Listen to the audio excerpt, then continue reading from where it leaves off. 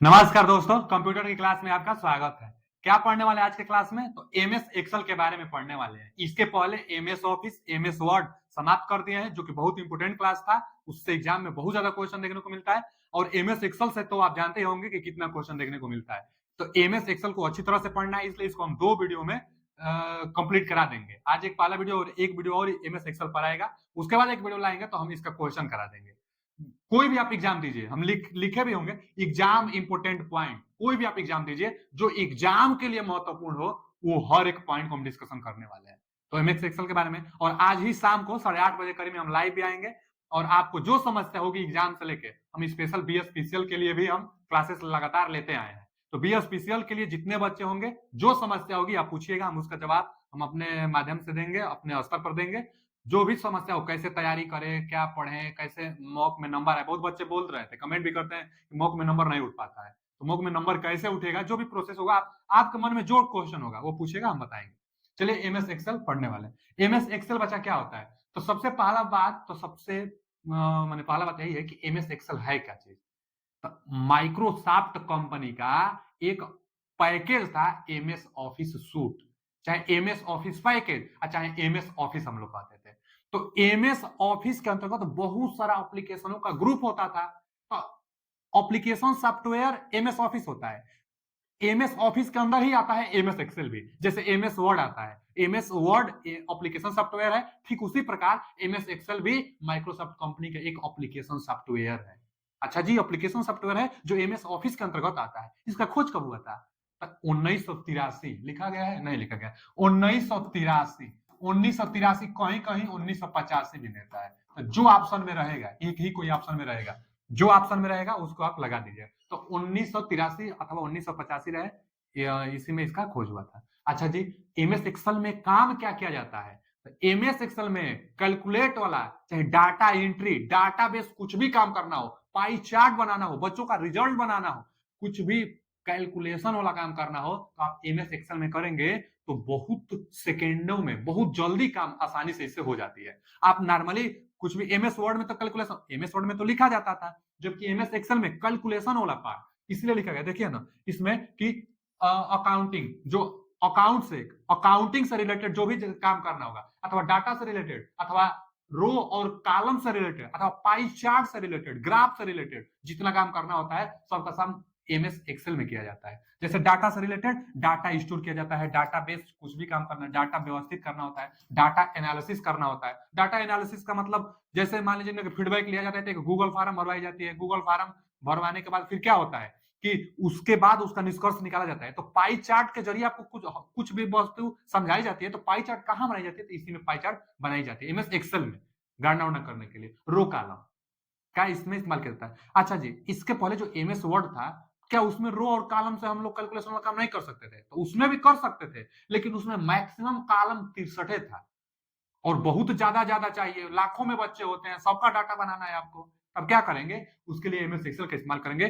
कम समय में, कम समय में बहुत तेज और बहुत जल्दी और एकदम एक्यूरेट डाटा यह देता है। कौन इसका इस्तेमाल करता है? तो बहुत लोग इस्तेमाल करते हैं, बच्चे भी इस्तेमाल करते हैं जो पढ़ने वाले होते हैं, फिर टीचर लोग भी इस्तेमाल करते हैं, कोचिंग में, संस्था में, कंपनियों में, बहुत जगह एमएस एक्सेल का प्रयोग किया जाता है। 90% पीसी में, पीसी मतलब पर्सनल कंप्यूटर, 90% पर्सनल कंप्यूटर में, चाहे कंप्यूटर में, एमएस ऑफिस का ही प्रयोग होता है। और एमएस ऑफिस में एमएस एक्सेल का प्रयोग होगा ही होगा। अब एमएस एक्सेल कैसे हम लोग अपने ऐप पर लेकर आएंगे, कैसे सर्च करेंगे? कि जो सिस्टम होगा, एमएस एमएस एक्सेल अगर डिस्प्ले पर दे रहा है तब तो वहां डबल क्लिक करिए, ओपन हो ही जाएगा। और नहीं तो सर्च बार में जाकर आप एमएस एक्सेल लिख दीजिए, ओपन हो जाएगा। एमएस एक्सेल लिखकर क्लिक कर लीजिए, ओपन हो जाएगा। नहीं तो एमएस ऑफिस आप सर्च कर सकते हैं। एमएस ऑफिस सर्च करेंगे तो उसको जैसे आप ओपन करेंगे, एमएस ऑफिस के अंदर ही एमएस एक्सेल मिलेगा। और नहीं तो एक और है कि आप रन बॉक्स में जाइए, जो माने विंडो रन वाला ओपन करिए। कैसे रन होगा, वो कैसे ओपन होगा? आप ना window window plus plus R, window plus R का ओपन आप करेंगे ना बच्चा, विंडो प्लस आर का, जैसे विंडो प्लस आर, विंडो का बटन होता है कीबोर्ड, जो कीबोर्ड होता है, विंडो प्लस आर दबाएंगे तो एक बॉक्स खुल कर आएगा। उसमें ना लिखने के लिए आएगा, तो उसमें आप एक्सेल लिख दीजिएगा, एक्सेल लिख दीजिएगा। जब आप एक्सेल लिख देंगे ना उसमें, एक्सेल,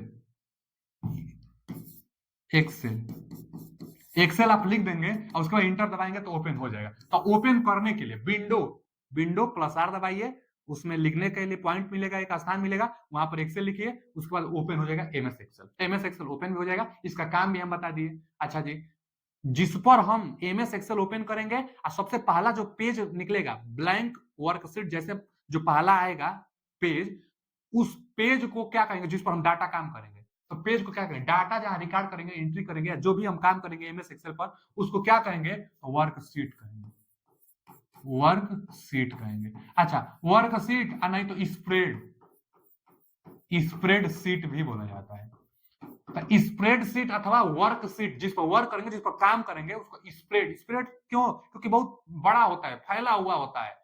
अभी हम आगे बताएंगे कितना कॉलम है इसमें और कितना रो है, बहुत बड़ा पेज होता है, तो इसलिए स्प्रेड शीट नहीं तो वर्क शीट, जिस पर हम लोग काम करेंगे।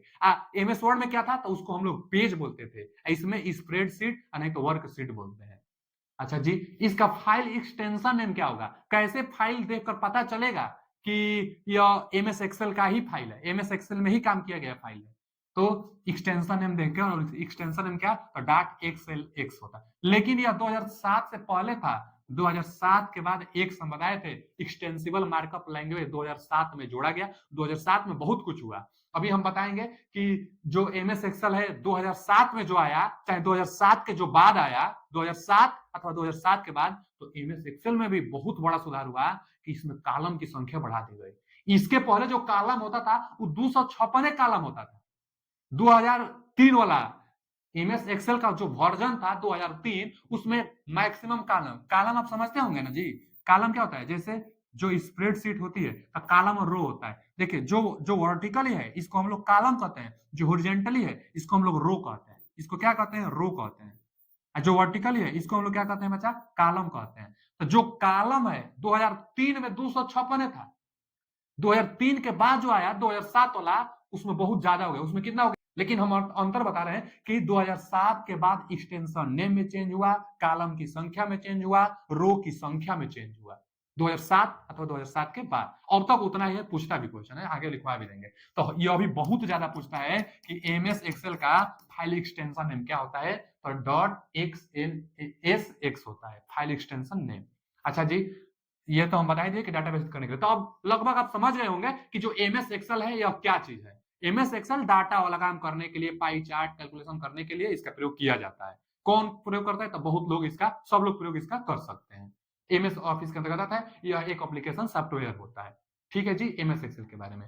अब जैसे जो पहला वर्कशीट निकल कर आएगा तो कुछ ऐसा दिखेगा, जैसे एमएस एक्सेल आप ओपन करेंगे तो कुछ ऐसा आपको एक पेज दिखेगा। उसमें क्या होगा ना कि सेल, इसको हम लोग सेल बोलेंगे, एक खाना को सेल कहेंगे, इसी में सब तो डाटा फिट करेंगे, यही ना है, कॉलम है और यह क्या है, यह रो है। अच्छा, सबसे ऊपर इसमें जो बना रहेगा इसको हम लोग क्या कहेंगे, टाइटल। जैसे वर्ड में जो हम बताए थे उसी तरह इसमें भी, यह एक्सेल का पहला पेज हम खोले हैं, इसको हम लोग क्या कहते हैं बच्चा, तो ब्लैंक वर्कबुक कहेंगे। ब्लैंक वर्कबुक मतलब अभी खाली है वर्कबुक, इस पर अभी काम करना है, ब्लैंक वर्कबुक है। सबसे ऊपर जो होता है यहाँ पर ऑफिस बटन होता है, इसको क्या कहते हैं, ऑफिस बटन। ऑफिस बटन सबसे ऊपर होता है, ऑफिस बटन। इसी के जस्ट बगल में होता है एक सेव करने के लिए, एक अंडू और एक रीडू के लिए। इन तीनों को क्या कहते हैं, तो क्विक एक्सिस टूल कहते हैं। Quick axis tool, quick axis, quick axis tool. तो क्विक एक्सिस टूल किसको कहते हैं बच्चा, तो इन तीनों को, सेव, अंडू और रीडू के यहीं पर ऑप्शन होता है। अच्छा, इसको क्या कहते हैं, जो सबसे ऊपर होता है तो इसको हम लोग कहते हैं टाइटल बार। सबसे ऊपर वाला को क्या कहते हैं बच्चा, टाइटल बार। कहा लिख दे, चलिए इसी में हम लिख देंगे, इसको कहेंगे टाइटल बार।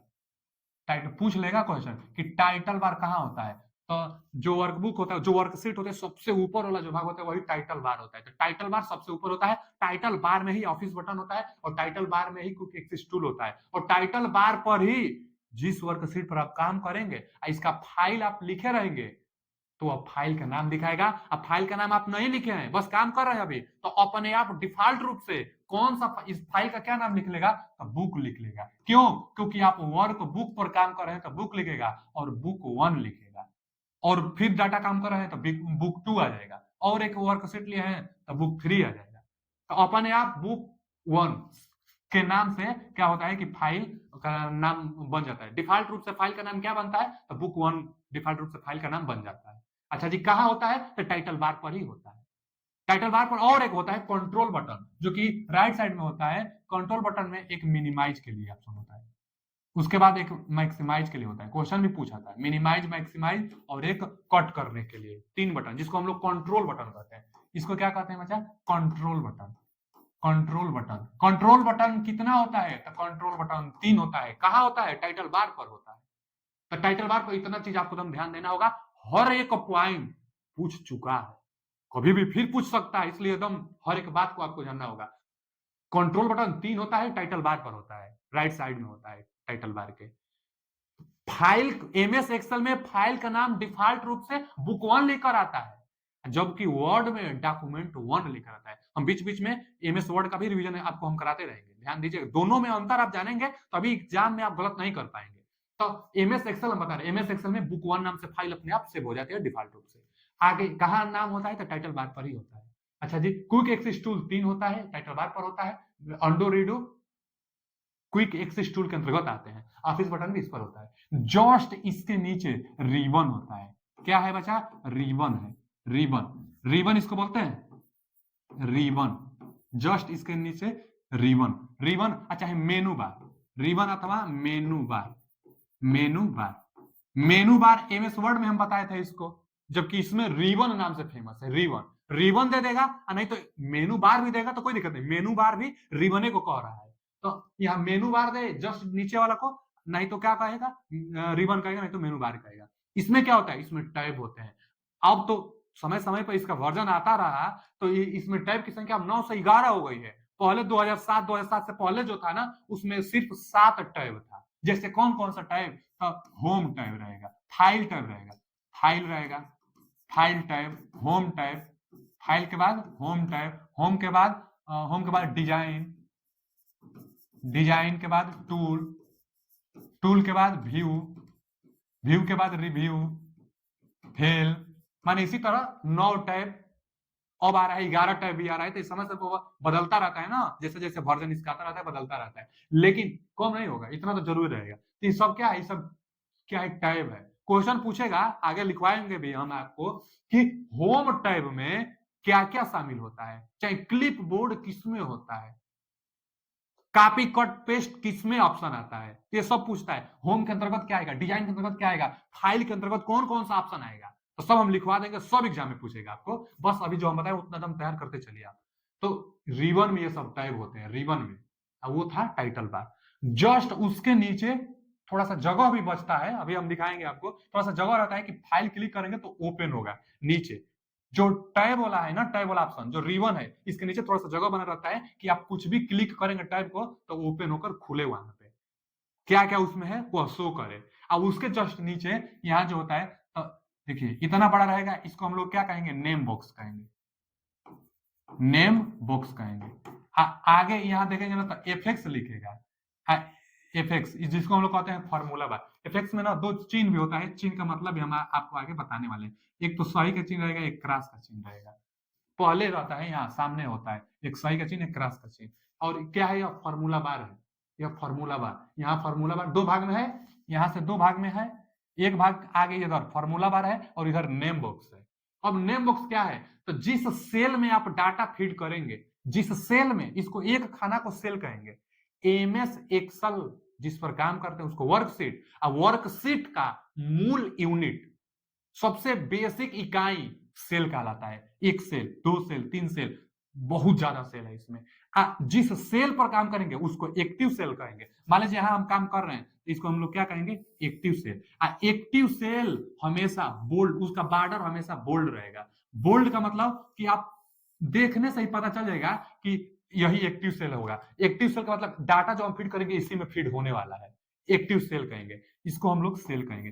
तो किस सेल पर हैं हम, जिस सेल पर रहेंगे, इस सेल का एड्रेस नेम बॉक्स में दर्शाई जाती है। जिस अभी हम यहां आ जाएंगे, तो इस यह कहां है, हम किस सेल पर हैं अभी, यहां नेम बॉक्स में दिखाएगा। नेम बॉक्स, नेम बॉक्स क्या होता है, जिस एक्टिव सेल का एड्रेस को बताएगा, जिस एड्रेस पर आप रहेंगे उसको बताएगा नेम बॉक्स। इस सेल में जो डाटा फीड हुआ है, जिस फार्मूले के साथ इसमें डाटा फीड हुआ है, वो फॉर्मूला बाद में दिखाएगा। जैसे मान लीजिए ना कि 60, कोई भी फॉर्मूला लिखने के लिए हम फॉर्मूला के लिए भी क्लासेस लेकर आएंगे ना आगे, तो देखेंगे आप बराबर लगाकर 60 प्लस मान लीजिए 40, उसके बाद 100, तो जो फॉर्मूला आप लगाए प्लस वाला सम वाला वो यहाँ दिखाएगा कि आप सम वाला फॉर्मूला लगाए हैं। तो फॉर्मूला बार में सेल में जो फॉर्मूला लगा है फॉर्मूला बार में दिखेगा, और नेम बॉक्स में नेम दिखेगा कि आप किस सेल पर है। अब इस सेल का नेम कैसे पता चलेगा? तो इसके लिए जो सेल है, जो कॉलम है, उसको ए बी सी डी ई और डॉट डॉट डॉट डॉट बहुत ज्यादा कितना बचा, तो मान लीजिए एक्स एफ डी 2000 जो नया संस्करण है एक्स एफ डी तक है। ये कैसे पता चला कि एक्स एफ डी तक है? तो A B C D E F G ऐसा जा जा जेड तक जाएगा। कहां तक? यहां लिख रहे हैं ए से जेड तक, ये पूरा कॉलम ए से जेड तक 26 अभी कॉलम हुआ ना। उसके बाद जेड के बाद क्या आएगा? फिर ए फिर ए बी ए सी इसी तरह जाता रहेगा। उसके बाद एक जगह आएगा ए जेड, उसके बाद क्या चल होगा? फिर बी से अब होगा बी ए जाता रहेगा ना आगे, फिर आएगा B A B B B C B D इसी तरह जाता रहेगा, बी जेड आएगा। उसके बाद सी इसी तरह जा जा जा जा एक जगह आकर एक से डी आएगा। अब कितना हो जाएगा? एक से डी जाएगा तो टोटल कितना कॉलम हो जाएगा? तो टोटल जो कॉलम होगा 16,384, इसी को कहेंगे 16,384। बाप रे, इतना कॉलम। ये जो अब तक जो वर्जन आया है 2024 तक, जो भी इसका समय समय पर इसका वर्जन आता रहेगा, उसमें मॉडिफिकेशन होता रहेगा। तो टोटल कितना कॉलम? तो 2007 से अब तक कॉलम फिक्स है 16,384 कॉलम है, जिसको संकेत में एक्स एफ डी। तो कई बार विकल्प में आ जाता है कि मैक्सिमम कॉलम कितना होता है एमएस एक्सेल में, तो एक्स एफ डी। 2007 से पहले तो 256 था, हम बताए थे। 2007 से पहले 2003 में 256 कॉलम, जबकि अब तक जो है कॉलम 16,384। ठीक है, यहां पर एबीसीडी से दिखाएंगे कॉलम को।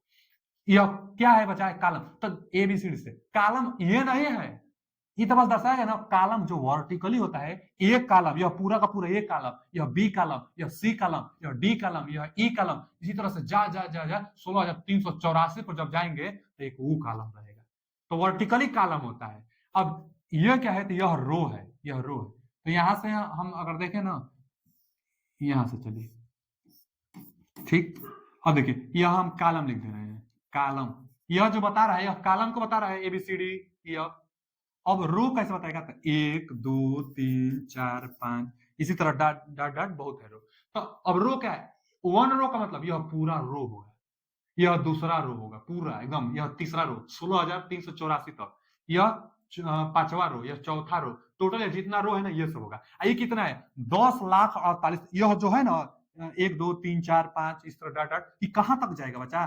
तो ये जाएगा 10,48,576, 10,48,576। इतना टोटल रो की संख्या है, 10,48,576। बहुत ज्यादा रो है। तो इसी तरह ये रो, तो रो ये हॉरिजॉन्टली रो होता है, वर्टिकली कॉलम। अब हम आ गए कि जिस सेल जो एक्टिव सेल होगा हमारा, तो एक्टिव सेल को कैसे डिनोट किया जाता है? तो पहले कॉलम उसके बाद रो। माने हम यह एक्टिव सेल है तो यह कहां पर है? तो बी। किस कॉलम में है? तो बी वाले में। तो बी किस रो में है? 2। बी और 2 जहां कट करेगा दूसरे को, यही सेल होगा। तो बी और 2। कई बार पूछ लेगा कॉलम और रो का प्रतिच्छेदन बिंदु क्या कहलाता है? तो रो। जैसे देखिए ना, एक अलग से हम पेज लेकर और बता रहे हैं आपको कि कॉलम और रो का, यह कॉलम हो गया वर्टिकली कॉलम, और यह रो हो गया। कॉलम और रो का कटन बिंदु सेल कहलाता है। सेल का एड्रेस जिस कॉलम में होगा जैसे बी में, और जिस रो में होगा जैसे 2 में, तो इसको हम लोग दिखाएंगे। पहले कॉलम लिखेंगे बी, उसके बाद रो लिखेंगे 2, तो B2 इस सेल का एड्रेस होगा। तो आइए यहाँ पर क्या था? इस सेल का एड्रेस बी और 2। इसका अगर पूछ देंगे तो बी में है बी और 4, तो B4 इसी में लिखेगा यहाँ पे। तो इस समय क्या लिखेगा? B2 लिखेगा। तो नेम बॉक्स में B2 लिखेगा। पहले कॉलम उसके बाद रो लिखा जाता है, ये भी क्वेश्चन बन जाता है। तो B2 नेम बॉक्स में, जो फॉर्मूला लगा रहेगा वो तो बता दिए कि फॉर्मूला बाद में। अच्छा, जो बॉर्डर होता है यह भी पूछना, जो बॉर्डर होता है यह बोल्ड होता है, तभी पता चलेगा कि एक्टिव सेल है। एक्टिव सेल जिसमें जो डाटा फिट करेंगे उसी में चला जाएगा। यहां से यह क्वेश्चन बनेगा। उसके बाद सबसे नीचे सेल भी समझ गए, कॉलम भी समझ, कितना कॉलम होता है 1,16,384 कॉलम होता है टोटल। टोटल कितना रो होता है? 10,48,576 टोटल रो होता है। मतलब टोटल कितना रो है, यह भी क्वेश्चन बनेगा। हर एक बात क्वेश्चन समझ ले, हम बता रहे हैं। सबसे नीचे आएंगे तो इसको हम लोग कहेंगे स्टेटस बार। स्टेटस बार सबसे नीचे जो होता है इसको हम लोग कहते हैं स्टेटस बार। स्टेटस बार में ही मैक्सिमम और मिनिमम करने के लिए माने मैक्सिमम जूम और मिनिमम जूम करने के लिए ऑप्शन होता है। तो जूम करने के लिए अब देखिए, जूम एक तो प्लस दिया रहेगा और एक में माइनस दिया रहेगा। तो जो माइनस होगा मिनिमाइज करेगा, तो न्यूनतम 10% आप मिनिमाइज कर सकते हैं। दिखाई दे रहा है ना, न्यूनतम 10% आप मिनिमाइज कर रहे हैं। प्लस मैक्सिमम कितना? 400% तक। वर्ड में मैक्सिमम 500% तक, जबकि एक्सेल में मैक्सिमम जूम 400% तक। तो मैक्सिमम 400 और डिफॉल्ट रूप से कितना रहता है बच्चा? तो डिफॉल्ट रूप से तो 100% तक रहता है। डिफॉल्ट रूप से 100%। यदि जूम से क्वेश्चन बहुत बार बन चुका है, हर एक चीज से क्वेश्चन बना हुआ है, वही चीज तो हम लिख ही रहे हैं जो जो एग्जाम के लिए महत्वपूर्ण है। तो 400% मैक्सिमम, मिनिमम 10% और डिफॉल्ट रूप से कितना अपने आप होता है? तो 100% होता है। अब यहाँ क्या होता है, ये वाला जो होता है, तो यहाँ पर स्क्रोल बार होता है ऊपर और नीचे। तो यह क्या है बच्चा? Scroll bar. स्क्रोल बार होता है, माने इस पेज को ऊपर नीचे करने के लिए स्क्रोल बार। दो स्क्रोल बार, तो इसमें एक तो वर्टिकल एक नीचवा होता है यहाँ पे, तो यहाँ पर भी स्क्रोल बार होता है। यह क्या है? Scroll bar. Scroll bar horizontally और वर्टिकली दोनों, जबकि वर्ड में दोनों किनारों पर था स्क्रोल बार। यहाँ पर एक हॉरिजॉन्टली और एक वर्टिकली स्क्रोल बार है। ठीक है ना जी, यहां से क्वेश्चन बनेगा। और देखिए और क्या क्वेश्चन बनेगा कि जो पेज पर आप काम कर रहे हो वह कहां दिखाएगा? तो इसी में दिखाएगा। यहां पर लिखेगा कि seat number 1, seat number 1। Seat number 1 का मतलब आप 1 सीट पर काम कर रहे हैं। फिर अगर 2 सीट है तो लिखेगा सीट नंबर 2, 3 सीट है तो लिखेगा सीट नंबर 3। जितना सीट है सब लिखेगा, जिस पर आप काम करेंगे वो भी लिखेगा। तो सीट नंबर लिखेगा इसी वाले में, स्क्रोल बार वाला जो कॉलम है इसी वाले में लिखेगा। स्टेटस बार सबसे नीचे वाला होता है कि स्टेटस बार में टोटल स्टेटस दिखाएगा इसका। इसका जो एमएस एक्सेल पर आप काम कर रहे हैं इसका स्टेटस बताएगा कि आप कितना मतलब कितना कितना पेज पर वर्तमान टाइम में क्या क्या काम कर रहे हैं, कितना पर है, वो स्टेटस बार में स्टेटस इसका दिखाएगा। जिस एक्टिव कितना रहेगा वो तो यहाँ दिखाएगा, सीट नंबर, सीट 2, सीट 3। लेकिन जिस सेल पर आप रहेंगे वह यहां पर शो करेगा, स्टेटस बार में शो करेगा। स्टेटस नाम से भी पता चले कि स्टेटस प्रदर्शित करेगा।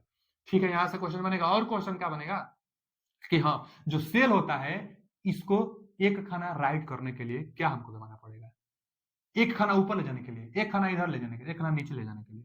अच्छा, कोई बहुत सारा सेल को सेलेक्ट करने के लिए क्या करना होगा? तो देखिए, सबसे सबसे पहला बात कि कंट्रोल प्लस आप करेंगे ना आज।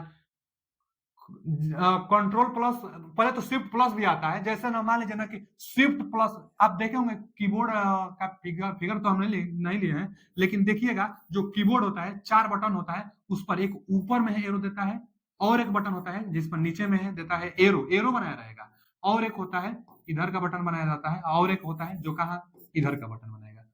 मतलब एक ऊपर का रहता है, एक नीचे का रहता है। जैसे देखिए हम इसको बनाते हैं, यहाँ पर एक रहेगा ऊपर बटन और एक यहाँ पर रहेगा। 4 बटन होता है ना, राइट के लिए, लेफ्ट के लिए, ऊपर के लिए, नीचे के लिए। तो शिफ्ट के साथ शिफ्ट प्लस ये वाला अगर बटन दबाएंगे तो एक खाना इधर आएंगे, राइट जाएंगे। राइट वाला अगर एरो वाला शिफ्ट के साथ एरो राइट दबाएंगे तो इधर जाएंगे। अगर शिफ्ट के साथ लेफ्ट दबाएंगे तो लेफ्ट साइड में जाएंगे। शिफ्ट के साथ शिफ्ट के साथ अगर हम लेफ्ट या लेफ्ट वाला है तो शिफ्ट के साथ लेफ्ट दबाएंगे तो यह सेल यहाँ पर माने एक्टिव सेल अब यह बन जाएगा। शिफ्ट के साथ अगर ये वाला दबाएंगे तो एक्टिव सेल ये बनेगा, और शिफ्ट के साथ नीचे दबाएंगे तो एक्टिव सेल इसके नीचे वाला। अब जिधर जाना है बस शिफ्ट के साथ प्रयोग करिए ना, अपने आप चला जाएगा, कोई दिक्कत नहीं होगा शिफ्ट के साथ। इसके अलावा एक और भी है, टैब और इंटर। इंटर दबाएंगे तो भी नीचे आएंगे, और शिफ्ट प्लस इंटर दबाएंगे तब ऊपर जाएंगे। अच्छा, उसके बाद एक टैब हम बताए हैं, ये सब कीबोर्ड होता है ना, कीबोर्ड अभी इनपुट आउटपुट डिवाइस सब हम पढ़ाने वाले हैं ना, तो वहां पर सब समझेंगे कि सब कीबोर्ड में होता है। अच्छा जी, टैब एक होता है, ये भी कीबोर्ड में होता है, इंटर भी कीबोर्ड में होता है। तो इंटर से भी नीचे आ जाएंगे, नहीं तो शिफ्ट प्लस नीचे वाला जो एरो है उसको दबाइए, नीचे आप आ जाएंगे, नहीं तो इंटर से भी आ जाएंगे। शिफ्ट प्लस ऊपर वाला एरो दबाइए तो ऊपर चले जाएंगे, नहीं तो शिफ्ट प्लस इंटर से भी आप ऊपर जा सकते उसके बाद टैब, टैब से आप राइट जाएंगे और शिफ्ट प्लस टैब से आप एक खाना लेफ्ट जाएंगे। जितना हम बोल रहे हैं सब आगे हम लिखवाएंगे भी, ये सब एग्जाम में आया हुआ है कि एक सेल राइट जाने के लिए, एक सेल ऊपर जाने के लिए, एक सेल नीचे जाने के लिए, एक सेल लेफ्ट जाने के लिए कौन सा की दबाना होगा, तो सब क्वेश्चन पूछता है। आगे भी हम लिखवा देंगे आपको। अच्छा एक चीज और जानिए, हम तो शिफ्ट के साथ ये बताए हैं ना कि शिफ्ट के साथ राइट दबाएंगे तो राइट में जाएंगे, शिफ्ट के साथ लेफ्ट दबाएंगे तो लेफ्ट में जाएंगे, शिफ्ट के साथ ऊपर वाला दबाएंगे तो आप ऊपर जाएंगे, शिफ्ट के साथ ये। लेकिन अगर कंट्रोल के साथ इसको दबाएंगे तब क्या होगा, इसको समझिए, ये भी क्वेश्चन पूछता है।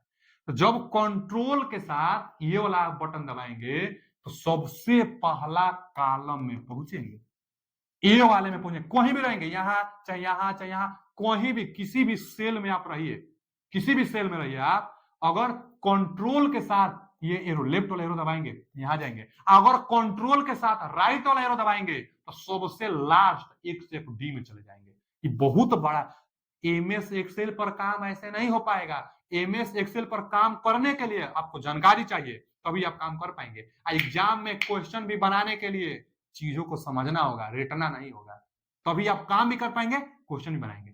क्या हम समझा रहे हैं, फिर से समझिए।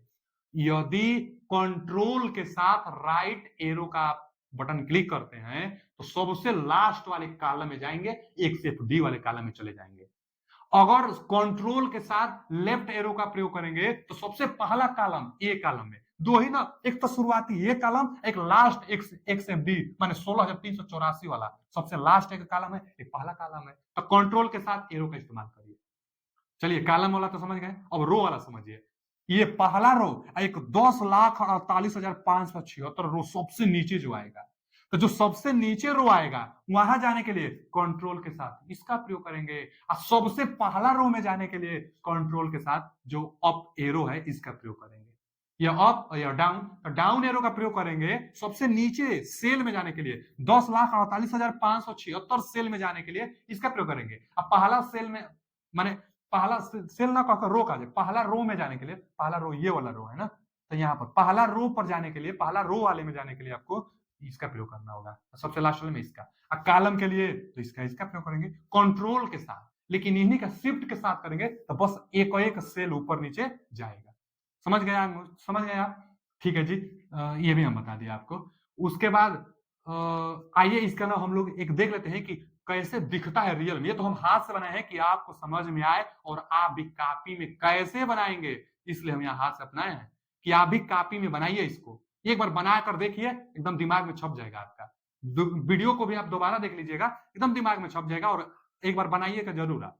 चलिए अब आगे देखिए कि जो यह है ना बच्चा, कैसा दिखेगा, देखिए यही तो है एकदम जस्ट, इसी को तो हम बताए कि सबसे जो ऊपर होता है इसको टाइटल बार कहते हैं। टाइटल बार में देखिए यहाँ लिखा है बुक वन। बुक वन क्या है, डिफॉल्ट रूप से फाइल का नाम सेव होकर ही आता है बुक वन, जो एग्जाम में पूछता है बुक वन नाम से डिफॉल्ट रूप से सेव होता है। जिस पेज पर काम करते हैं उसको हम लोग कहते हैं वर्कशीट चाहे स्प्रेड शीट, यह भी क्वेश्चन पूछा हुआ है।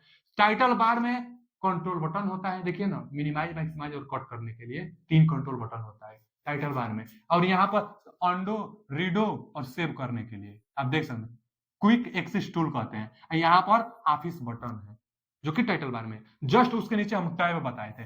टैब को भी ध्यान से देखिए, होम है, इंसर्ट है, पेज लेआउट है, फार्मूला है, डाटा है, व्यू है, रिव्यू है और एड इंस है, और भी बहुत बहुत बहुत इसमें टैब अब आ गया है। यह बहुत पहले का है ना, नहीं तो अब और टैब आ गया है। ये सब किसमें है, रिबन में, इसको रिबन कहते हैं चाहे मेनू बार कहते हैं। हम बताए थे कि जैसे इसको आप क्लिक करेंगे तो खोलने के लिए कुछ जगह बनता है। देखिए ना, यह सब जो जगह है ना बच्चा, यह होम पर प्रेजेंट टाइम में मतलब होम को प्रेजेंट टाइम में ओपन किया गया है, होम पर क्लिक किया गया है तो होम के अंदर पेस्ट है ऑप्शन, क्लिप बोर्ड का ऑप्शन है, फ्रंट का ऑप्शन है, अलाइन का ऑप्शन है, नंबर का ऑप्शन है, स्टाइल का ऑप्शन है। तो किसके अंतर्गत है, होम को क्लिक किया गया, होम को क्लिक किया गया तो ये ओपन होकर निकला हुआ है आपके सामने। इसी तरह हम बताएं कि होम के अंदर में पेस्ट और क्लिपबोर्ड और फॉन्ट का ऑप्शन आया है, तो इंसर्ट के अंतर्गत क्या आएगा, इंसर्ट जो है पेज लेआउट के अंतर्गत क्या आएगा, क्वेश्चन पूछेगा, लिखवाएंगे, आगे बताएंगे भी, अभी बस देख लीजिए। तो टाइटल बार रिबन ये तो ओपन होकर आया है, और उसके बाद नीचे देखिए A1, A1 यहाँ पर क्या है, यह नेम बॉक्स है। नेम बॉक्स जिस सेल पर आप रहेंगे उसको यह बताएगा।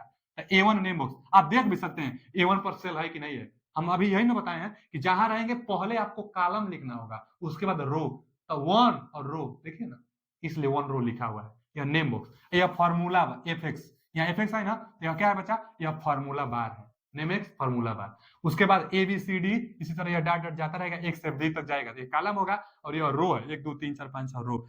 यह क्या है, यह सेल है। नीचे देखिए, यह सीट 1 सीट 2 सीट 3 है, किसमें है, तो जो हॉरिजॉन्टली स्केल बार है, इसको क्या कहेंगे, स्क्रोल बार। स्क्रोल बार का जो हॉरिजॉन्टली स्क्रोल बार होता है, और यहाँ पर एक वर्टिकली स्क्रोल बार होता है। यहाँ पर मैक्सिमाइज करता है, यहाँ पर मिनिमाइज करता है। डिफॉल्ट रूप से 100% पर यह होता है, 400% मैक्सिमम कर सकते हैं और 10% मिनिमम आप कर सकते हैं। यह क्या था कि यह मतलब कैसा दिखेगा वो हम दिखा दिए हैं आपको। अब आगे चलिए, जो जो एग्जाम में अब तक तो समझाए हैं, जो जो एग्जाम में क्वेश्चन आएगा वो लिखे हैं, आप बताइएगा और हम लिखेंगे यहाँ पे, और कॉपी पर आप नोट करते रहिए। सबसे पहला क्वेश्चन वेरी वेरी इंपोर्टेंट यहां से बनता है, बनेगा कि 2003 अथवा 3 से पहले कुछ भी नाम ले ले, 2003 तक टोटल कॉलम 256 जो हम बताए थे, टोटल रो कितना था, 65,536 था। टोटल रो टोटल रो और टोटल कॉलम कितना था, तो 2,556। उसके बाद 16,384, 16,384 हम लिखे थे ना यहाँ पे, यहाँ पर कितना लिखे थे, हाँ ठीक है, 16,384 टोटल, 16,384 तो सही है। ये पूछता है या 2016, अच्छा मान लीजिए कि 2007 पूछे, तभी भी आप यही बताइएगा, 2016 दे, 2007 दे, 2019 दे, 2021 दे, कोई भी दे, 2003 के बाद अब तक इतना ही कॉलम है, इतना रो है, 10,48,576 हम बताए थे, 10,48,576 टोटल रो और टोटल कॉलम 16,384। 2003 में 65,563 और 256, 2003 या पहले, 3 के बाद 2007 में भी यही था, 2011 कोई भी सन पूछ ले, 2007 अथवा 2007 के बाद कुछ भी पूछ ले, आप कॉलम और रो बताइएगा, बहुत इंपोर्टेंट क्वेश्चन एकदम आता है। बाकी यहाँ एमएस एक्सेल वर्कशीट, तो एमएस एक्सेल में जो वर्कशीट है वही तो है। चलिए कितना है टोटल वो बताया है। फिर आगे क्या है, एक्टिव सेल का एड्रेस नेम बॉक्स में होता है, तो सही लिखा है कि जो एक्टिव सेल होता है उसका एड्रेस कहाँ दिखाई देता है बच्चा, नेम बॉक्स में, जो नेम बॉक्स है वहां पर दिखाई जाती है। फिर आगे एक्टिव सेल में लिखे गए डाटा को कहा, एक्टिव सेल में लिखे गए डाटा को फॉर्मूला बार में, तो देखिए ना फॉर्मूला बार में कहा मतलब शो करेगा, एक्टिव सेल में लिखे गए डाटा, पहले तो एक्टिव सेल का एड्रेस से बताएगा नेम बॉक्स, अब फॉर्मूला बार जो होता है, जो आप डाटा एक्टिव सेल में लिखे गए डाटा को कहां शो कराएगा, तो भैया फॉर्मूला बार में, क्या उसमें रूल लगा है वही बताएगा फॉर्मूला बार में, तो डाटा फॉर्मूला बार में दिखेगा। अच्छा फॉन्ट का आकार पूछ लेगा, यह हम भुला ही गए थे बताने के लिए। जो आप लिखेंगे, एक बात और समझिएगा, जैसे बच्चा ना कुछ भी आप लिखेंगे, यही ना था, कुछ भी आप लिखेंगे इसमें अंक आप लिखेंगे, जैसे यह सेल में है ना, यह सेल, तो इस सेल में अगर आप अंक फिट करते हैं तो वह राइट साइड में होता है। जैसे हमको लिखना है 50 लिखना है, तो वह राइट साइड में फिल होगा। हाँ अगर टेक्स्ट लिखना है, न्यूमेरिक नहीं लिखना है, जैसे मान लीजिए कि अल्फाबेट में कुछ भी चीज लिखना है तो वह राइट साइड में, जैसे इसमें आपको क्या लिखना है, जैसे मान लीजिए ना आपको दीप लिखना है, दीप, तो दीप में ना तो DEEP, तो दीप, तो यह लेफ्ट साइड से लिखाएगा। अंक लिखे तो देखिए राइट साइड से, दोनों में अंतर पूछ लेगा, यही तो अलाइनमेंट है। अलाइनमेंट मतलब किधर से वह लिखता है, तो अंक लिखेंगे तो राइट से, और अगर आप अल्फाबेट्स कुछ भी लिखेंगे तो लेफ्ट से, अल्फाबेट प्लस न्यूमेरिक वैल्यू दोनों एक साथ लिखेंगे तो भी इधर से लिखाएगा, अगर इधर से लिखेंगे तो भी इधर से लिखाएगा, माने यह एक्टिव सेल है। और अगर आप कुछ लिखना चाहते हैं, मान लीजिए AI2020, तो इधर से लेफ्ट साइड से, न कि राइट से, लेफ्ट से लिखेगा, केवल अंक रहेगा तभी राइट से, और बाकी ये लेफ्ट से, तो यह अलाइनमेंट है। जो यह फॉन्ट होता है ना बच्चा, यह जो फॉन्ट होता है इसका साइज डिफॉल्ट रूप से 11 होता है, आप लिखेंगे ना डिफॉल्ट रूप से 11, कैलिब्री 11 होता है। 2003 में 10 पॉइंट होता था, 2003 में 10 होता था। एरियल, जैसे हम क्या बता रहे हैं यहां समझिए, यहां समझिए, देखिए यहां देखिए कैलिब्री और 11, तो ये डिफॉल्ट रूप से बचा, डिफॉल्ट रूप से इसमें हम कुछ भी लिखेंगे ना तो साइज 11 पॉइंट में लिखाएगा, और कैलिब्री यह फॉन्ट का स्टाइल है, हम बताए थे आपको वर्ड जब पढ़ा रहे थे तब, तो फॉन्ट का स्टाइल ये डिफॉल्ट रूप से कैलिब्री, आप चेंज कर सकते हैं, इसको एरियल कर सकते हैं, ब्लैकबेरी कर सकते हैं, बहुत है ना इसमें, मंगल है, मंगल कर सकते हैं, लेकिन डिफॉल्ट रूप से कैलिब्री होता है और साइज 11। और 2003 में क्या था अथवा उससे पहले क्या था, 2003 में था पॉइंट डिफॉल्ट रूप से 10 और यहाँ पर एरियल था। और 2007 के बाद यह चेंज हुआ है। 2007 के बाद तो फाइल एक्सटेंशन नेम में भी एक्सटेंसिबल मार्कअप लैंग्वेज जुड़ा, इसलिए लास्ट में .xls होता है, लेकिन लास्ट में भी x एक जुटने लगा, सब में लास्ट में एक जुटने लगा। 2007 के बाद से बहुत मॉडिफिकेशन हुआ।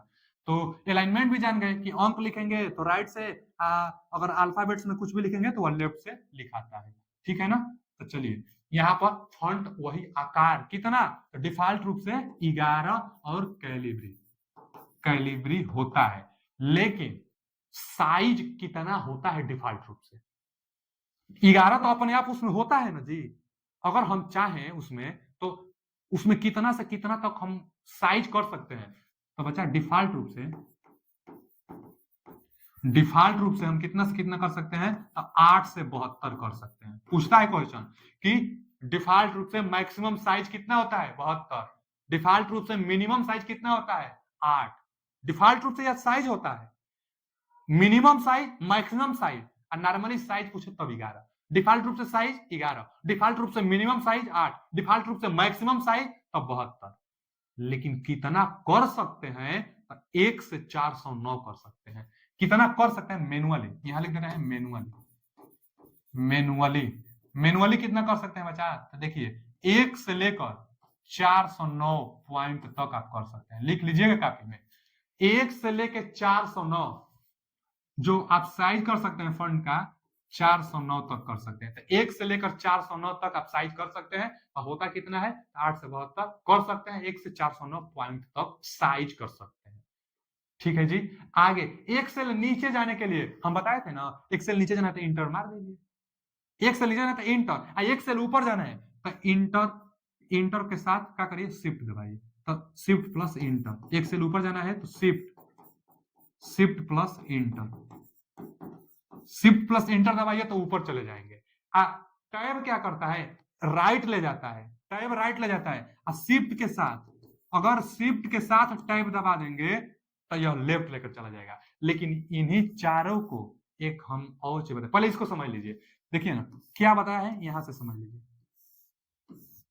अगर एक सेल यहां से आपको यहां जाना है, हम कहां गए हैं, राइट गए हैं, तो आपको टैब दबाना होगा, यही तो टैब लिखा गया है। एक सेल राइट इसमें यहां है, आप यहां जाना चाहते हैं तो आप टैब दबाइए। अगर अगर अगर यहां से यहां, जैसे मान लीजिए यहां, अगर यहां से यहां जाना है, लेफ्ट जाना है आपको, यह एक्टिव सेल है और लेफ्ट जाना है आपको, तो शिफ्ट प्लस टैब दबाइए, शिफ्ट प्लस टैब।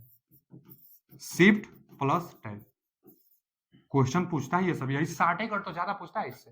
तो शिफ्ट प्लस टैब दबाएंगे तो लेफ्ट जाएंगे, और केवल टैब दबाएंगे तो राइट। हम एक चीज और बताए थे आपको, कंट्रोल के साथ, कंट्रोल प्लस राइट एरो तो राइट में, और कंट्रोल प्लस लेफ्ट एरो तो आप लेफ्ट में चले जाएंगे। ये भी हो सकता है, कंट्रोल प्लस लेफ्ट एरो चाहे कंट्रोल प्लस राइट एरो, ये भी ठीक है। अब देखिए ये वाला देख लीजिए, इंटर वाला। तो अब देखिए ये जो है ना बच्चा, अगर अगर यहां से यहां आना है, एक सेल नीचे आना है आपको इंटर दबाना होगा। एक सेल नीचे आना है तो इंटर दबाना होगा। अगर यहां से यहां जाना है आपको, एक सेल ऊपर, तो शिफ्ट प्लस इंटर। शिफ्ट यहां से यहां जाना है तो इसको हम यहां लिख रहे हैं, शिफ्ट प्लस इंटर।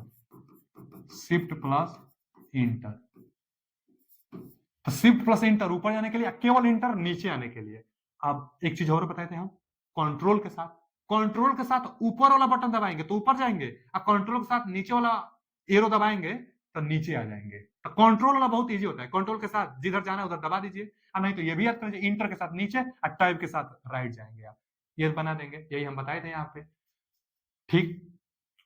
अगला पॉइंट देखिए, अगला पॉइंट कंट्रोल प्लस शिफ्ट, अब प्लस एरो, चलिए control plus shift plus arrow. अब ये क्या काम करेगा, तो control plus shift plus arrow. तो आप पहले बताइए शिफ्ट प्लस एरो क्या करेगा, देखिए यहां हम बना रहे हैं, तो हम अभी बताए थे कि कंट्रोल कंट्रोल को तो छोड़िए, शिफ्ट प्लस एरो, तो जो शिफ्ट के साथ जिस जिस साइड का एरो रहेगा सेल उधर चला जाएगा। यहां पर मान लीजिए एक्टिव सेल है, तो शिफ्ट के साथ जिधर के एरो लगाएंगे उधर भगेगा, यानी यहां ही चला आएगा।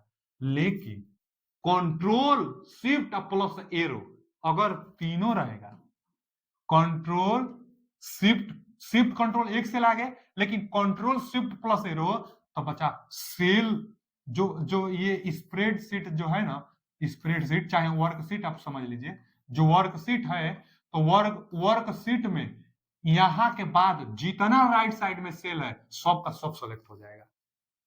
शिफ्ट प्लस एरो सिर्फ एक खाना राइट का सेलेक्ट होता है, माने वहां चला जाता है, लेकिन कंट्रोल शिफ्ट प्लस एरो जहां पर एक होगा राइट साइड में सारा का सारा सेलेक्ट हो जाएगा। अच्छा, तो कंट्रोल शिफ्ट प्लस अगर इधर का एरो रहेगा तब, तो यहां से लेफ्ट साइड का, अगर लेफ्ट का एरो है तो यहां से लेफ्ट साइड का जितना रहेगा सारा सेलेक्ट हो जाएगा।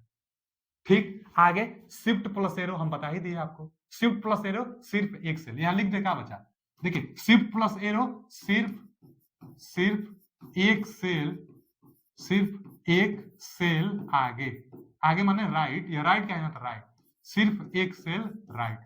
शिफ्ट प्लस एरो सिर्फ एक सेल राइट जाएगा, सिर्फ एक सेल, लेकिन shift plus arrow plus control है तो राइट साइड के सभी सेल, राइट साइड के आल, राइट साइड के आल सेलेक्टेड, राइट साइड के आल सेल सेलेक्ट हो जाएंगे, आप समझ गए होंगे। अब बस यही लेफ्ट साइड का होगा तो लेफ्ट साइड का सेल और लेफ्ट साइड के सारा सेलेक्ट हो जाएंगे।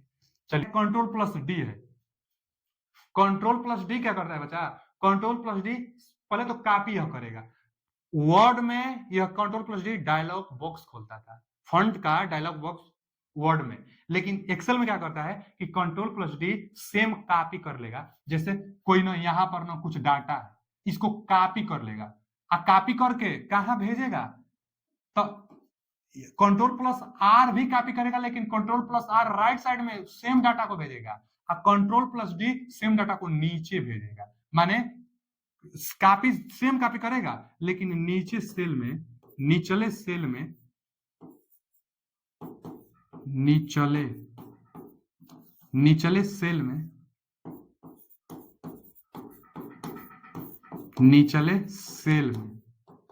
निचले सेल में डाटा को फिट कर, control plus D same copy कर लेगा डाटा को, निचले सेल में फिट करा देगा, और कंट्रोल प्लस आर यह भी सेम कॉपी करता है, सेम कॉपी तो यह भी करता है, लेकिन आगे राइट साइड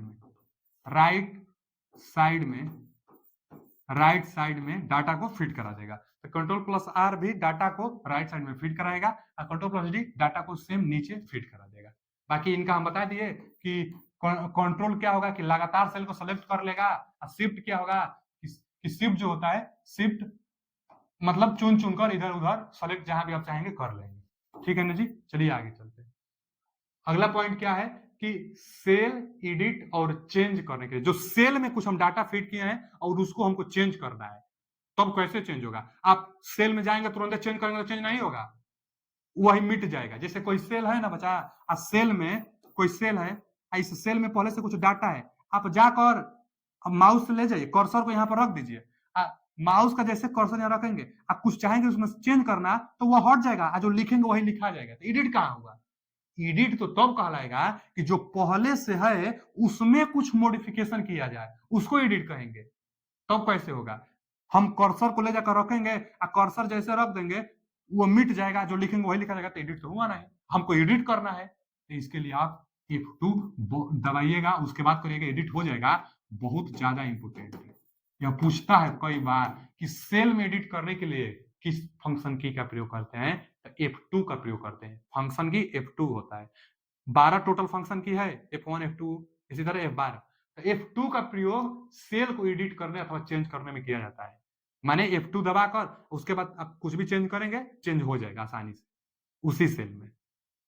अच्छा, इसके अलावा भी डबल क्लिक करके भी किया जा सकता है, डबल क्लिक करेंगे उसके बाद भी किया जा सकता है चेंज, तो F2 के जरिए हम लोग सेल को एडिट अथवा चेंज कर सकते हैं, बहुत बार पूछा है। अब आगे रेंज सेल को चार्ट में बदलने के लिए F11, सेल रेंज क्या होता है, सेल रेंज हम बताए थे ना आपको कि कोई कोई सेलों का कॉम्बिनेशन ही सेल रेंज कहलाता है। बहुत ज्यादा सेल सेलेक्टेड रहेगा उसी को सेल रेंज कहेंगे। तो इसी सेल रेंज को चार्ट में बदलने के लिए F12 का प्रयोग हम लोग करेंगे। तो सेल रेंज को चार्ट बदलने के लिए F12 का प्रयोग। अच्छा, शिफ्ट प्लस F12 का प्रयोग, शिफ्ट शिफ्ट हाँ F11 है, शिफ्ट प्लस F11। तो शिफ्ट प्लस F11 का प्रयोग करने के लिए हम लोग क्या प्रयोग करते हैं बच्चा? शिफ्ट प्लस F11 का प्रयोग नया वर्कशीट लेने में, नया पेज, नया वर्कशीट लेने में शिफ्ट प्लस F11, जबकि F11 का प्रयोग सेल रेंज को चार्ट में बदलने के लिए F11 का प्रयोग करेंगे। तो F11 और शिफ्ट प्लस F11 जानते रहिएगा, शिफ्ट प्लस F11 नया लेने में पेज। अच्छा जी, ये तो हम बताए थे। मैक्सिमम जूम 400% इसमें होता है, वर्ड में भले 500, मिनिमम 10% और डिफॉल्ट रूप से 100%, डिफॉल्ट रूप से 100%।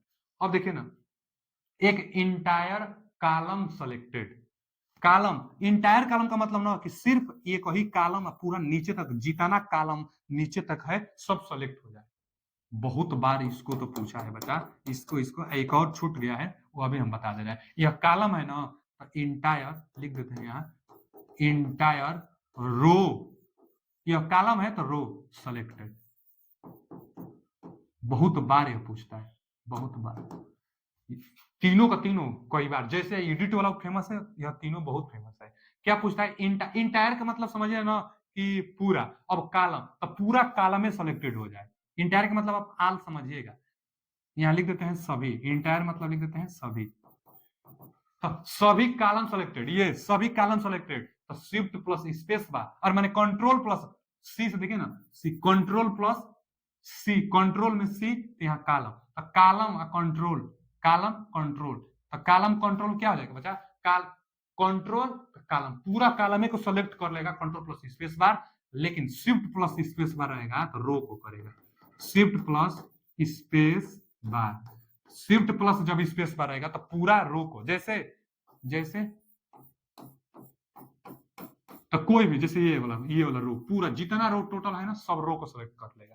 तो सब रो को सेलेक्ट करना है तो shift plus space bar, column को तो कंट्रोल, ट्रिक है याद करने के लिए, कंट्रोल में सी तो कॉलम, तो control plus space bar, space bar जो बड़ा वाला बटन होता है कीबोर्ड में, सबसे बड़ा बटन स्पेस बार, तो स्पेस बार प्लस कंट्रोल दोनों को हम लोग प्रेस करेंगे तो पूरा कॉलम सेलेक्ट हो जाएगा।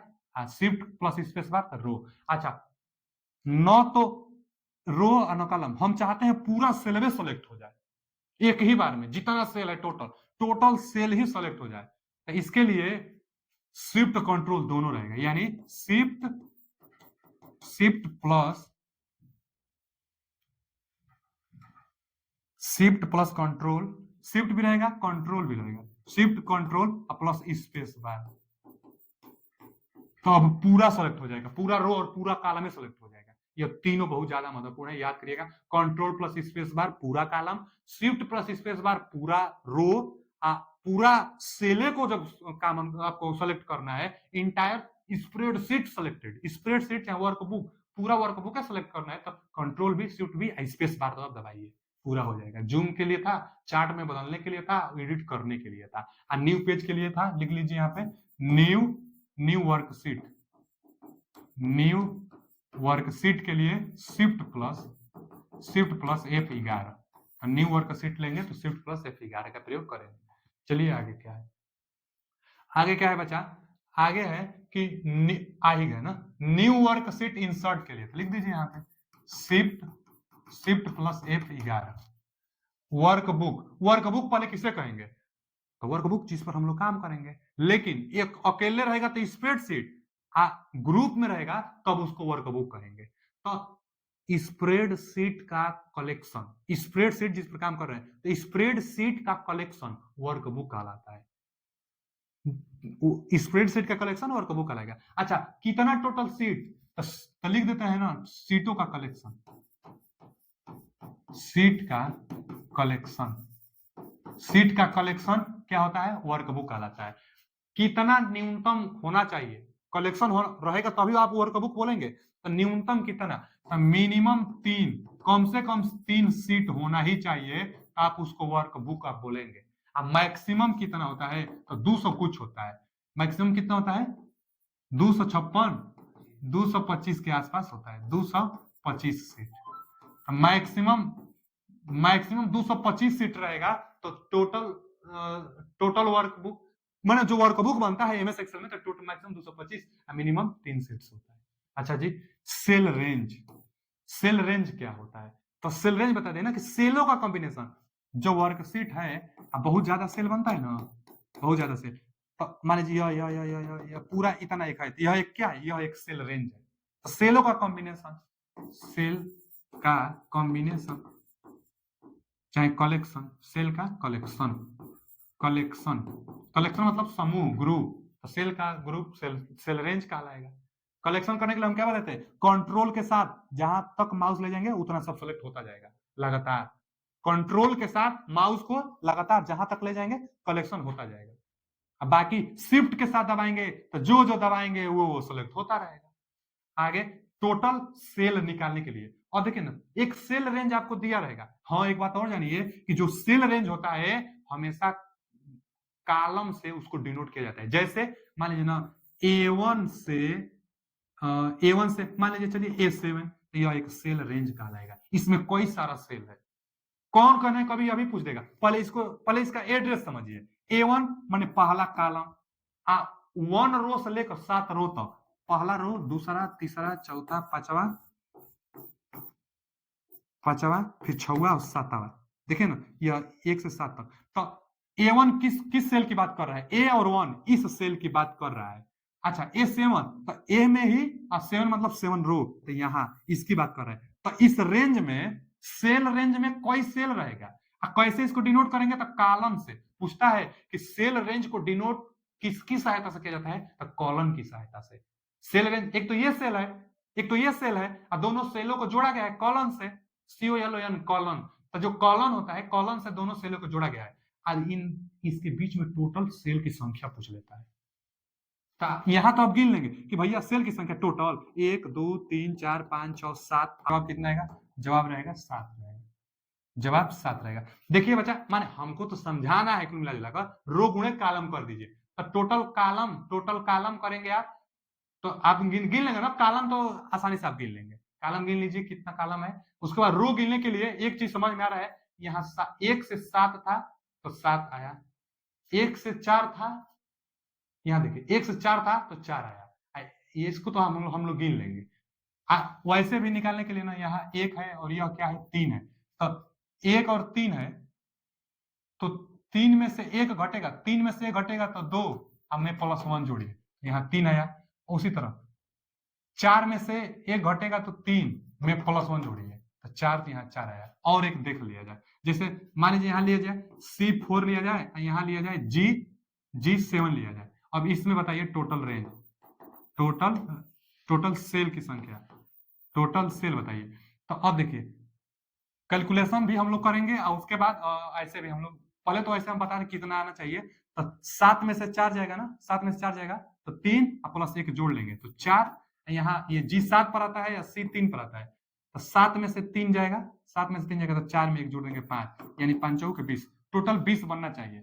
अभी हम देख ले रहे हैं, चलिए वहां पर जो वो सेल था वहां पर देख लीजिए, C4 और G7 में, C4 और G7 में ना, C4 और G7, C4 और G7 में C4 कौन सा होगा, आप बताइए C4 कौन सा होगा।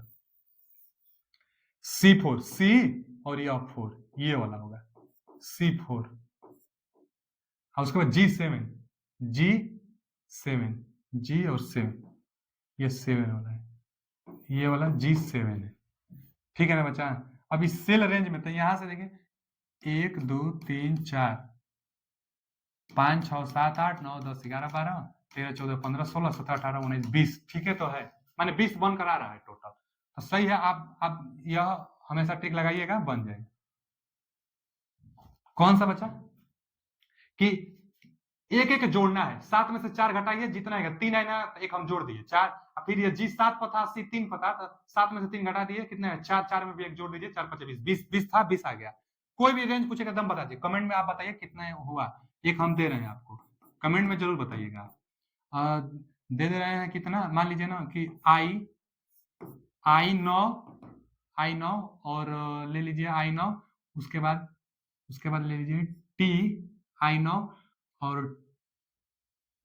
17। इसमें टोटल आपको बताना है सेल की संख्या।